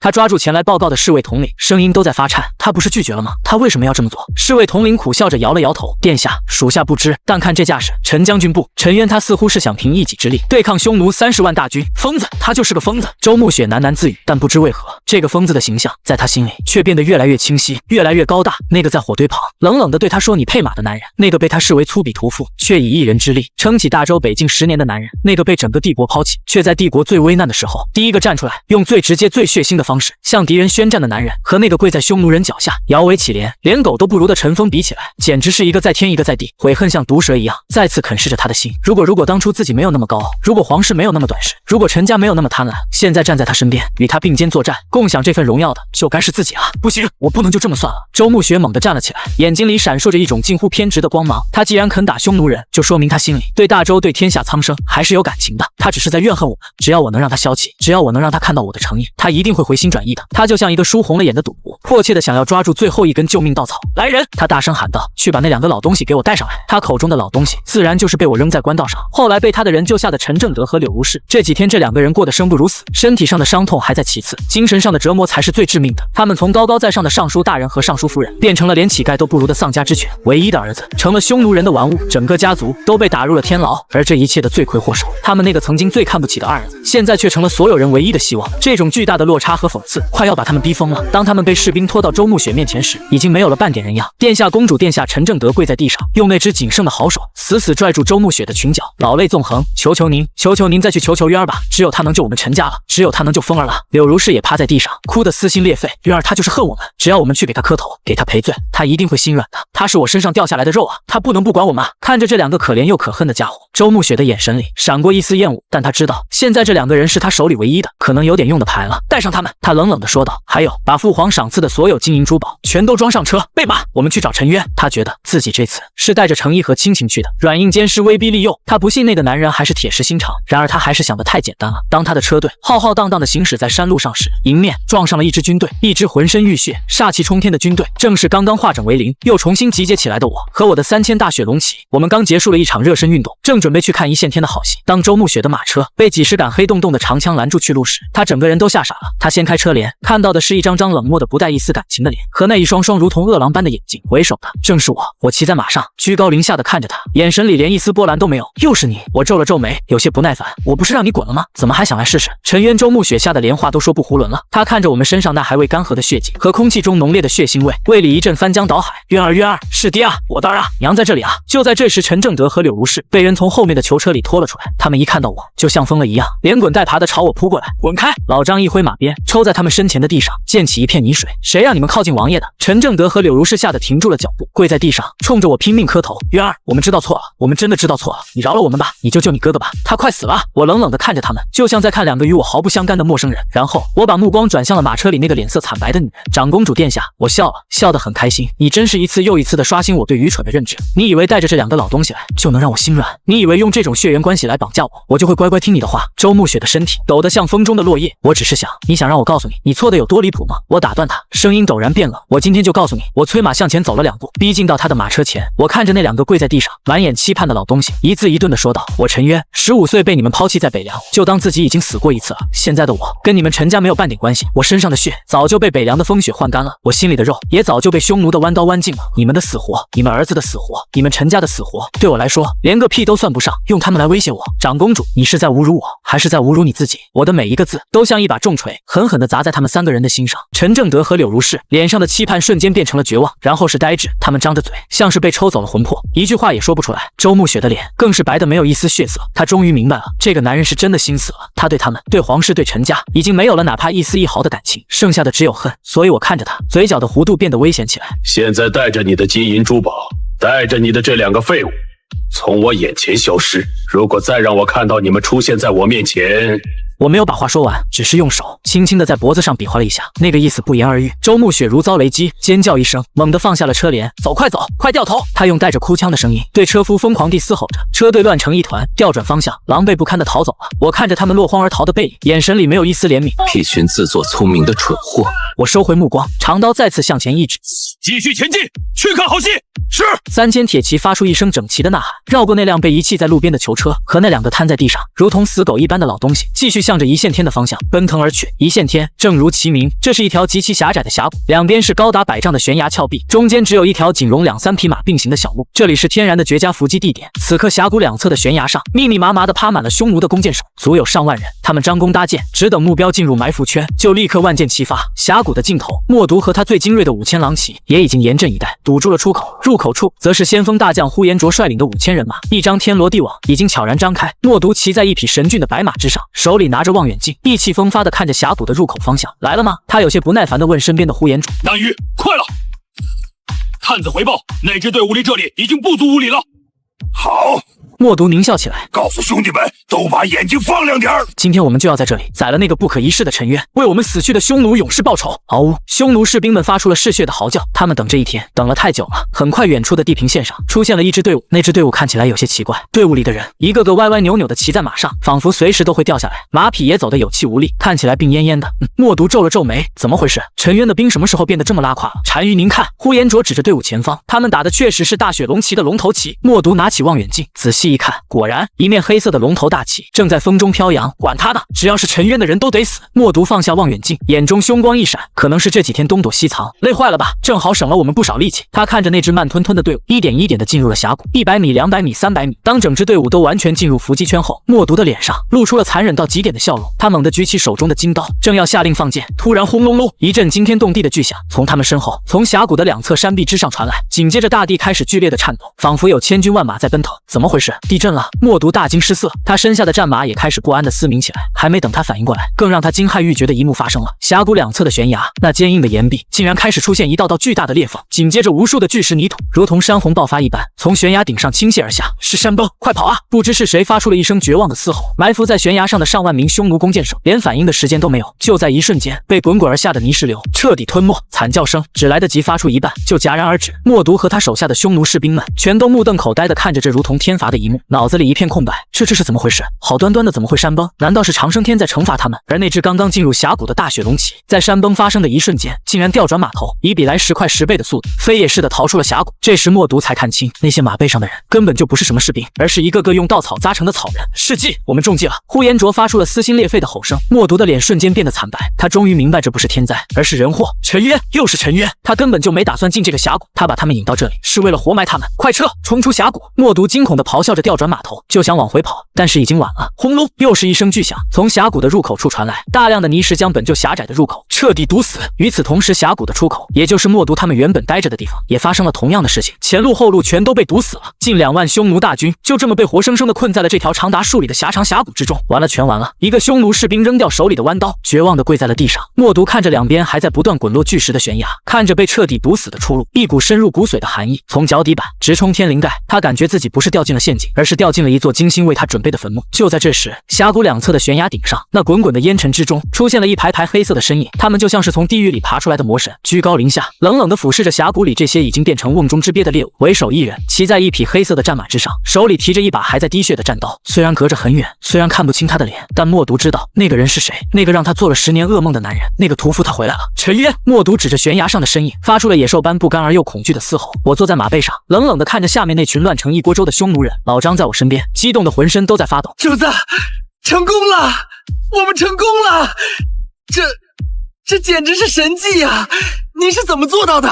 我笑了笑，指了指脚下，不是山听我的话，是这山里的火药听我的话。早在10年前，我就在这北凉关外的所有险要地势都偷偷埋设了大量的火药，这些火药都是用最原始但也是最稳定的方法储存的，外面用油布和蜡封的死死的，别说10年，就是20年、30年都不会失效。这是我给自己、给大周留的最后一条后路。我从没想过有一天这条后路会用在我自己身上，用来埋葬这些不长记性的匈奴人。传令下去，我收起脸上的笑容，声音变得冰冷刺骨。弓箭手准备，告诉兄弟们省着点用箭，别射死了。我要让他们在绝望和饥饿中一个一个的自己走进地狱。我要让默读亲眼看着他的勇士们为了一个饼一块肉自相残杀。我的声音不大，但顺着风清晰地传到了峡谷里每一个匈奴人的耳朵里。默读听到这话，气得浑身发抖，一口鲜血喷了出来。他指着我破口大骂：陈渊，你这个魔鬼，你不得好死！我只是冷冷地看着他，就像在看一个死人。然后我举起了手，放箭。一线天的消息像长了翅膀一样飞速传回了北凉城。当留守在城里的匈奴将领们得知单于和近2万大军被活埋在峡谷里，生死不知的时候，整个北凉城彻底炸了锅。怎么可能？单于带了2万勇士出去啊？那个陈渊是魔鬼吗？他会妖法吗？完了，单于被困住了，我们的粮道也被断了，我们也要被困死在这座城里了。恐慌像瘟疫一样在每一个匈奴士兵心中蔓延，他们再也没有了刚入关时的嚣张和残暴，取而代之的是无尽的恐惧。他们现在才明白，没有了陈渊的北凉，他们可以为所欲为，可一旦那个男人回来，北凉就立刻会变成他们的地狱。留守的几个部落首领紧急聚集在帅府里，一个个愁眉苦脸，像是死了爹娘。现在怎么办？单于被困，我们群龙无首啊，还能怎么办？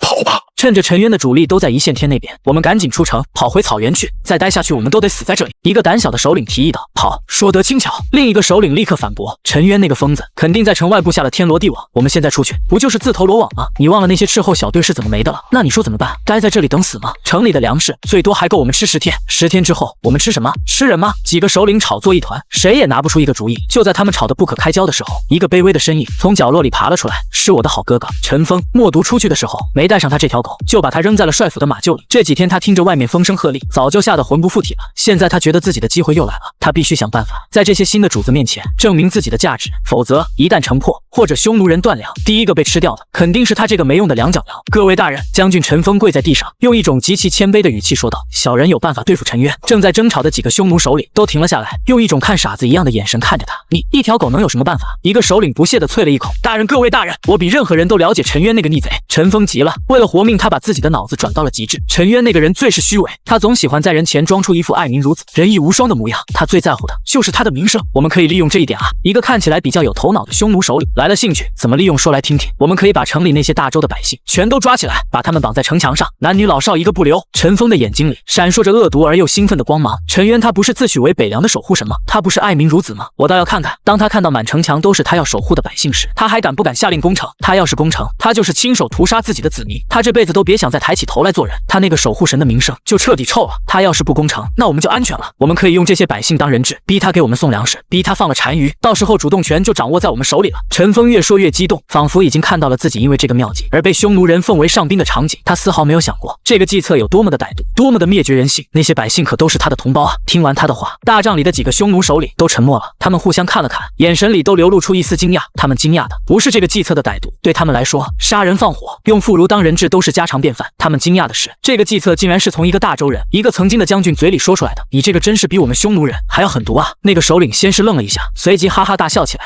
好计策，就按你说的办。来人传我命令，把城里所有的大州人，不管男女老少，全都给我抓到城墙上去，谁敢反抗，格杀勿论。命令一下，整个北凉城瞬间变成了真正的人间地狱。匈奴士兵们闯进每一户人家，粗暴地将那些早已吓得瑟瑟发抖的百姓像拖牲口一样拖了出来，哭喊声、求饶声响彻了整个北凉城，但这些都无法阻止匈奴人的暴行。很快，北凉城那高大坚固的城墙上就挂满了一排排无辜的百姓，有白发苍苍的老人，有嗷嗷待哺的婴儿，有惊恐万状的妇女，有血气方刚的青年。他们被绳子捆着，像腊肉一样吊在城垛上，在寒风中瑟瑟发抖，绝望笼罩了整座城市。而始作俑者陈峰则被那几个匈奴首领请到了帅府的大厅里，赏了他一整只烤羊腿和一壶马奶酒。他狼吞虎咽地吃着，满嘴流油，心里充满了劫后余生的庆幸和得意。他觉得自己真是个天才。一线天，我正指挥着手下用投石机慢悠悠地往峡谷里扔着一些小礼物，不是石头，而是一些沾了油的干柴，还有一些动物的尸体。我不急着杀了他们，我要先从精神上彻底摧垮他们。就在这时，影子悄无声息地出现在我身后。主子，北凉城出事了。他的声音带着一丝罕见的愤怒。我转过身看着他，影子把北凉城里发生的事情一五一十地向我做了汇报。当他说道是陈峰出的主意，把全城百姓绑在城墙上时，我身边的老张和几个亲卫全都气炸了。畜生，那个陈峰简直是畜生不如，老子现在就去宰了他。主子下令吧，我们去攻城，救出那些百姓。我没有说话，脸上的表情平静的有些可怕，但熟悉我的人都知道，我越是平静，就代表我心里的杀意越是沸腾。我预想过陈峰会很蠢很坏，但我真的没有预想过他能坏到这种毫无人性的地步。虎毒尚不食子，他已经不能称之为人了。我慢慢的攥紧了手里的北风战刀，刀柄上的龙头仿佛都因为我的怒火而变得滚烫。影子，我开口了，声音沙哑的像两块石头在摩擦。属下在派我们最好的人前回北凉城，目标不是杀人，也不是救人，我要你把陈峰那个畜生活生生的完好无损的给我从城里带出来，我要让他亲口尝尝什么叫真正的绝望。影子愣了一下，随即重重地点了点头，是主子。他明白我的意思，简单的死亡对陈峰来说太便宜了，主子要的是让他生不如死。我转过头看着山下那座曾经无比熟悉，此刻却变得无比陌生的北凉城，眼神里只剩下无尽的冰冷。陈峰，你成功的让我对你动了真正的杀心，不是想杀你，而是想把你千刀万剐。就在我围困一线天，同时策划着如何炮制我那个好哥哥的时候，一支号称30万的大军终于从京城磨磨蹭蹭的开到了北凉地界，领军的是年近70的老将李牧。李牧这个人我听说过，用兵稳重，经验丰富，是大周朝廷里为数不多还算能打仗的将领，可惜他太老了也太稳了。他的大军在距离北凉城还有100多里的地方就停了下来，安营扎寨，再也不往前走一步。然后他派了一个使者带着皇帝的圣旨来找我。找到我的时候，我正在一线天的悬崖顶上，一边喝着酒，一边欣赏着峡谷里上演的全武行。经过几天的围困和饥饿，里面的匈奴人已经彻底疯了。为了争夺我们扔下去的一点点食物，他们开始自相残杀。昨天还称兄道弟的袍泽，今天就为了一个馒头，把刀捅进了对方的肚子。默毒单于，他早就不管用了，他自己都被几个饿红了眼的亲卫给围了起来。要不是呼延灼还算忠心，拼死护着，他早就被自己的手下给分食了。这就是我想要看到的场面。报主子，山下来了一个自称是李牧将军派来的使者，说有圣旨要见你。一个亲卫前来通报。我放下酒碗擦了擦嘴，圣旨？我冷笑一声，让他上来。很快，一个穿着文官服饰，看起来40多岁的中年人被带到了我面前。他一看到我，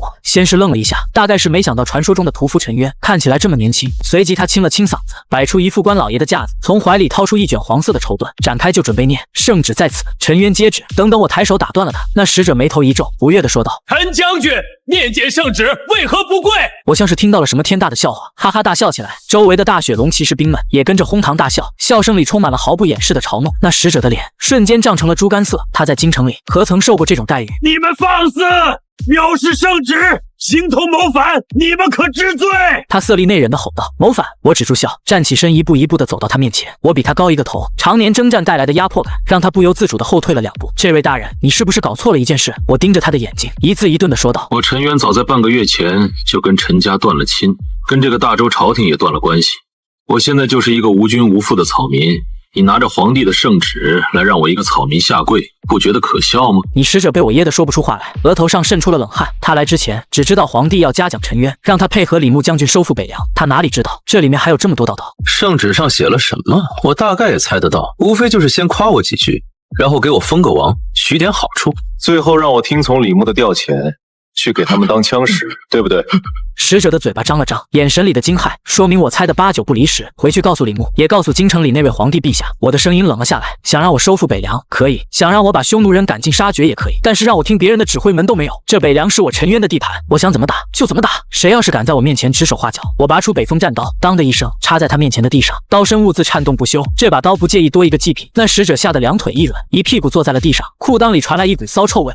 我冲他吼了一声，他连滚带爬的爬起来，头也不回的跑下了山，连那卷圣旨都掉在了地上。我捡起那卷圣旨，看都没看，直接扔进了火堆里。一群不知死活的老狗，打了10年仗，没见他们出过一分力，现在闻到肉腥味了，倒是一个个跑得比谁都快。我往火堆里啐了一口，主子，那李牧的30万大军就在百里之外，万一他们老张有些担忧的说道，他们不敢。我冷笑道，李牧是个老狐狸，他比谁都清楚，他手下那30万中看不中用的京城老爷兵，跟我这3000大雪龙骑硬碰硬是什么下场？他现在安营不动，就是在等我跟匈奴人拼个2败俱伤，他再出来收拾残局，把所有的功劳都揽到自己身上。可惜啊，他的算盘打错了。我看向北凉城的方向，眼神变得幽深起来。影子那边有消息了吗？回主子，刚传来的消息。老张从怀里掏出一张纸条递给我，影子已经成功潜入城中，他说最多再有半天时间就能把人给您带出来。好，我点了点头，脸上露出一抹残忍的笑容。李牧想当渔翁，那也得看我这条鱼同不同意。等我把北凉城拿回来，把匈奴人杀干净了，我倒要看看他李牧还有没有胆子到我面前来摆他那个大将军的威风。京城里的那位皇帝大概还做着收复失地、君臣一心的美梦，他很快就会知道，他放出来的不是一条听话的狗，而是一头要吃人的狼，而他已经没有链子可以再锁住我了。半天后，夜幕再次降临，北凉城帅府的马厩里，陈峰正蜷缩在一堆干草中瑟瑟发抖。虽然他因为那个妙计暂时保住了性命，还吃上了一顿饱饭，但他的心里却越来越恐惧。他能感觉到城里的气氛一天比一天压抑，那些匈奴人看他的眼神也越来越像在看一块储备的肉。他知道一旦城里的粮食耗尽，或者陈渊真的攻了进来，他绝对是第一个死的人。不，我不能死，我还要当驸马，我还要当王爷。他抱着头在草堆里翻来覆去，嘴里神经质的念叨着。就在这时，马厩的门被悄无声息地推开了一道缝，几个黑色的影子像猫一样溜了进来。陈峰还没反应过来，就感觉嘴巴被人用一块破布死死捂住，紧接着后颈一疼，眼前一黑，就什么都不知道了。整个过程干净利落，没有发出一丝声响。守在马厩门口的2个匈奴士兵打着哈欠，丝毫没有察觉到他们看管的宝贝已经被人神不知鬼不觉地偷走了。当我再次见到陈峰的时候，他正像一滩烂泥一样被扔在我脚下，一盆冷水泼上去，他一个机灵醒了过来。啊鬼啊！他一睁眼就看到了我这张脸，吓得尖叫起来，手脚并用的往后爬。别杀我陈渊，弟弟，好弟弟，你别杀我！他跪在地上冲着我拼命磕头，哭得鼻涕眼泪一大把。我是你哥啊，我们是亲兄弟啊，你不能杀我哥！我蹲下身，看着他这张因为恐惧而扭曲的脸，笑了。我什么时候有你这种拿全城百姓的命来换自己活路的哥哥？我不是，我没有。陈峰的眼神躲闪，还在嘴硬，是匈奴人逼我的，对，都是他们逼我的，是吗？我从怀里掏出一把匕首，在他面前晃了晃。看来你的记性不太好啊，要不要我帮你把你的心挖出来看看，到底是什么颜色的？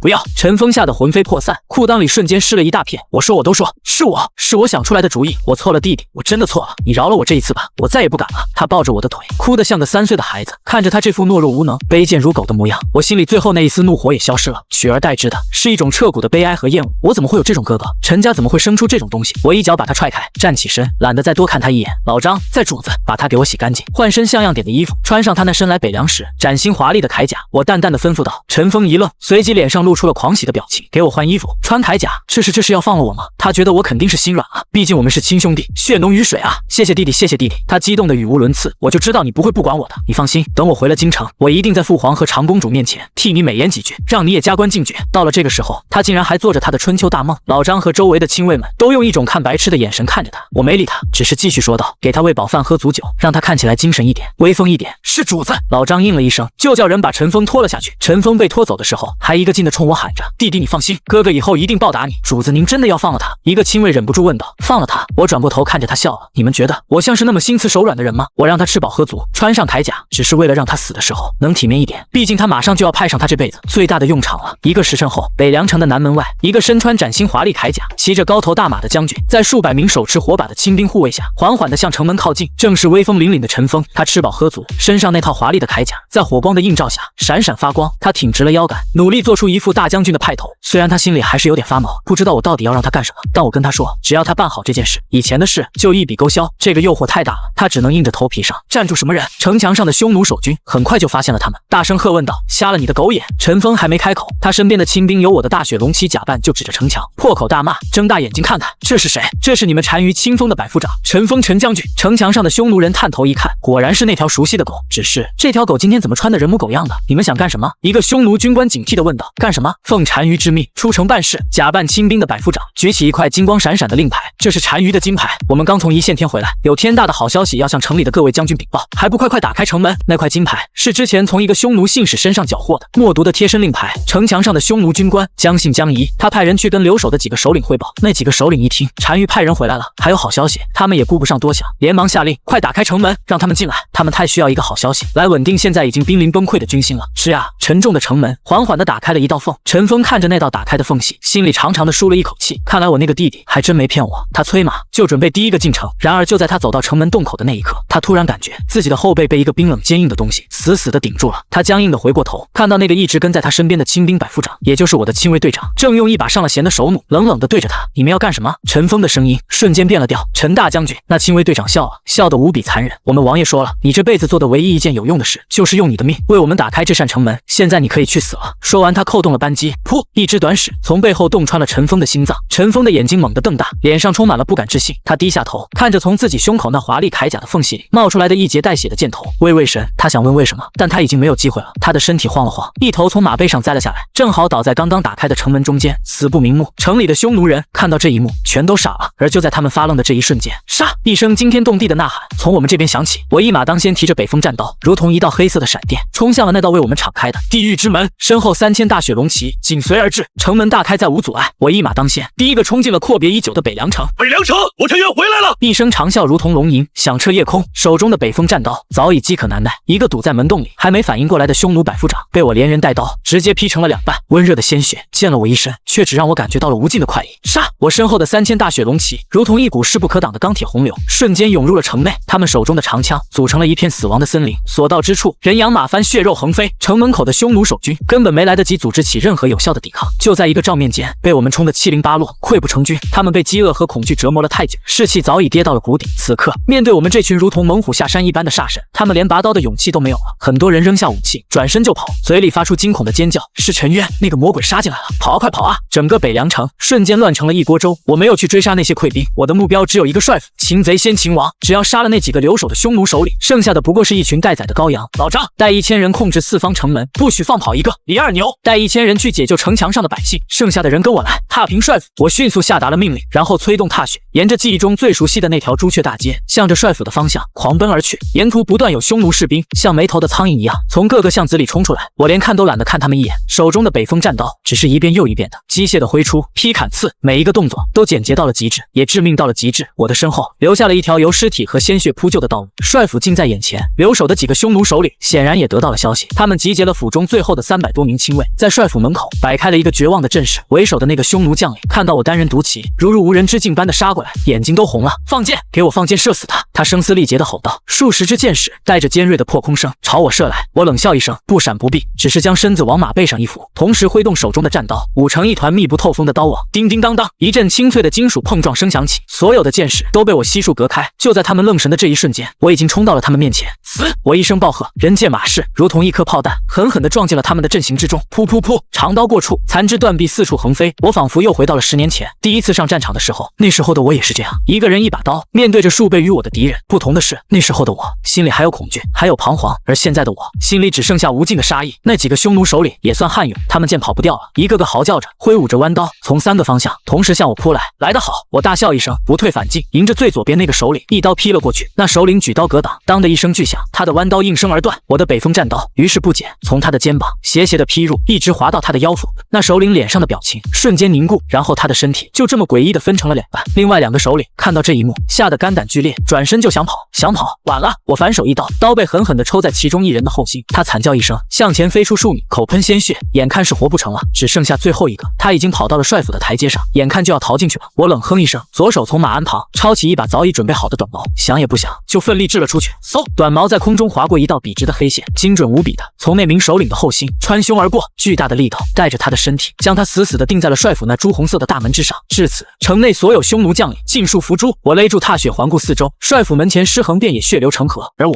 就这么静静的立马在尸山血海之中，宛如一尊来自地狱的杀神。身后，我的1000大雪龙骑也已经赶到，他们看着眼前的景象，看着那个被钉在门上的匈奴首领，看着我，眼神里充满了狂热的崇拜。这就是他们的王，一个可以凭一己之力扭转乾坤的男人。我没有理会他们的目光，只是翻身下马，一步一步的走上台阶，走到了那扇我曾经无比熟悉的大门前。我伸出手，轻轻的推开了那扇虚掩的门，吱呀，门开了。门后的庭院里空无一人，只有一股浓重的血腥味。我顺着味道走进了曾经属于我的那个书房，书房里一片狼藉，而在那张我曾经处理军务的书桌底下，一个浑身发抖的身影正蜷缩在那里，是柳如是。他的旁边还躺着一个人，是陈正德，他断手断脚，早已昏死了过去。柳如是听到脚步声，抬起头看到了我，他先是一愣，随即脸上露出了比看到鬼还要惊恐的表情，他发出一声不似人声的尖叫，两眼一翻也吓晕了过去。我看着这两个给了我生命，却也给了我无尽痛苦的人，心里没有任何波澜。我只是从他们身边平静地走过，走到了那张书桌前，我伸出手轻轻地抚摸着桌角上那一道道熟悉的刻痕，那是10年来我每次感到疲惫感到绝望时，用指甲一点一点刻上去的。每一道刻痕都代表着一个死去的兄弟，每一道刻痕都代表着一份刻骨的仇恨。现在大仇得报，我陈渊终于亲手拿回了属于我的一切。我缓缓地在那张象征着北凉最高权力的主位上坐了下来，我闭上眼，深深地吸了一口气，空气中依旧是血腥的味道，但这一次闻起来却格外的香甜。第二天天亮了，北凉城这座被战火和鲜血洗礼了一遍又一遍的雄城，终于迎来了久违的平静。城墙上匈奴的狼旗已经被一面黑色的龙头大旗所取代，城内的街道已经被清理干净，匈奴人的尸体被堆积在城外，幸存的百姓从家里走了出来，脸上带着劫后余生的庆幸和对我们的敬畏。他们自发地拿出家里的食物和水，送到我们大雪龙骑士兵的手中。那些被解救下来的百姓更是跪在地上，冲着帅府的方向不停地磕头，嘴里喊着陈王爷千岁。我没有出去，我只是坐在帅府的大厅里，静静地擦拭着我的北风战刀。老张在我身边汇报着战果，主子，昨夜一战，我们大雪龙骑阵亡127人，重伤300余人。城内匈奴守军除了被我们堵在一线天里的，其余近10万人全数歼灭，无一漏网。默毒和呼延灼还在一线天里，被我们用巨石堵住了2头，又断了水源，估计也撑不了几天了。城中百姓除了最开始被匈奴人杀害的一部分，大部分都安然无恙。我点了点头，对这个结果还算满意。用300人的代价换掉10万匈奴大军，并且夺回北凉城，这笔买卖很划算。主子，老张顿了顿，小心翼翼地问道：“那2个人怎么处理？”他指的自然是还被关在后院的陈正德和柳如是。我擦刀的手停了一下，找辆车把他们还有陈峰的尸体一起送走。我淡淡的说道：“送去哪？李牧的大营。”老张愣了一下，随即明白了我的意思，脸上露出一丝冷笑：“是主子，我这就去办，把这一家子功臣送还给朝廷。”这无疑是在皇帝和李牧的脸上狠狠地扇了一巴掌。李牧的大营里，当李牧和长公主周慕雪得知我只用了1个晚上的时间，就以雷霆之势夺回了北凉城，并且全歼了城内10万守军的时候，他们2个直接傻了。什么？这怎么可能？李牧手里的茶杯啪的一声掉在地上，摔得粉碎。他那30万大军还在这里安营扎寨，连北凉城的墙皮都没摸到，人家已经把活干完了，而且干得这么干净利落。周慕雪更是脸色煞白，她坐在椅子上，身体摇摇欲坠，她脑子里反复回想着我之前对她说的话：我陈渊想要的东西，我会自己来取，不需要任何人施舍。原来他不是在说大话，他是真的有这个实力。就在他们震惊的无以复加的时候，一个士兵慌慌张张地跑了进来：“报将军，殿下，陈渊派人送了口棺材，还有2个人过来。”什么？李牧和周慕雪连忙走出大帐，只见营地中央一口薄皮棺材孤零零地放在那里，棺材旁边跪着2个披头散发形如乞丐的人，正是陈正德和柳如是。送他们来的大雪龙骑士兵扔下一句：“我家王爷说了，这是朝廷的功臣，理应交还给朝廷处置。”然后便扬长而去。李牧走上前，让人打开了棺材，里面躺着的是穿着一身华丽铠甲，心口却插着一支箭矢的陈峰。风儿！柳如是看到自己儿子的尸体，发出一声撕心裂肺的惨叫，两眼一翻，直接晕死了过去。陈正德也是老泪纵横，趴在棺材上哭得死去活来。李牧看着这一家子，再看看那口棺材，一张老脸红一阵白一阵，最后变成了铁青。他知道这是陈渊在向他示威，在向整个朝廷示威，欺人太甚，简直是欺人太甚。一个跟来的朝廷官员气得浑身发抖。他陈渊眼里还有没有王法，还有没有陛下了？李牧没有说话，只是深深地吸了一口气。他知道现在已经不是有没有王法的问题了，而是谁才是王法的问题。备驾！李牧沉声说道：“我要亲自去一趟北凉城，会一会这位陈王爷。”他决定带着周慕雪，带着皇帝的圣旨去给我最后的压力。他觉得我打了胜仗，总要给朝廷一个面子，只要我肯接受封赏，就等于承认了自己还是大周的臣子，那一切就还有挽回的余地。然而他还是太天真了。当他带着周慕雪和一众官员来到北凉帅府的大厅时，看到的是坐在主位之上，正在慢条斯理喝着茶的我。我的身后站着几十名煞气冲天的亲卫。大厅之外的庭院里，3000大雪龙旗披坚执锐，鸦雀无声，那股肃杀之气压得他们这些养尊处优的官员几乎喘不过气来。陈渊见到本将军和长公主殿下，为何不拜？那个之前被我吓尿的使者跟在李牧身后，壮着胆子色厉内荏地喝道。我连眼皮都没抬一下，只是吹了吹茶杯里的热气。李牧的脸色很难看，但他还是强压下怒火，走上前，从袖子里拿出一卷圣旨：“陈渊，你收复北凉宫在社稷，陛下有旨特封你为北凉王，与国同修，世袭罔替，还不上前接受？”接旨。他故意把接旨2个字说得很重。我终于放下了茶杯，抬起头看着他。我没有去看那卷圣旨，也没有去看他身旁那个脸色复杂、眼神躲闪的周慕雪。我的目光越过了他们，仿佛看到了千里之外那座金碧辉煌的皇宫和那个坐在龙椅上惴惴不安的皇帝。我笑了，李将军，我的声音很平静，却清晰地传到了在场每一个人的耳朵里。这圣旨我就不接了，你回去帮我带句话，问问京城里那位皇帝陛下，从今往后这北凉关以北万里方圆，究竟是他周家的圣旨说了算？我顿了顿，伸手指了指自己，嘴角的笑容变得意味深长。还是我陈渊的话说了算？